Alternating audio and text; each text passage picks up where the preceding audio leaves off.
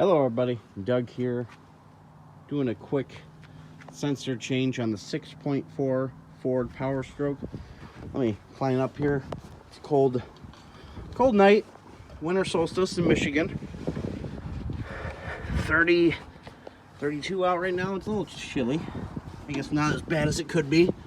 I'm going to show you the map sensor location. Here's the part number off AutoZone if you want it. SU10586. You're going to need an inch socket and an extension.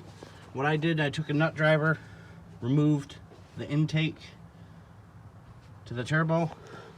Then it's going to be a quick video. I'm just going to show you right there where my light is focused. That's your map sensor.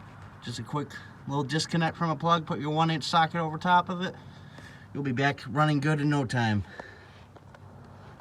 I had I was getting no boost, and I'm gonna put the new map sensor in and see if it changes the code I was reading and see if I get boost again, and I think that might be the problem.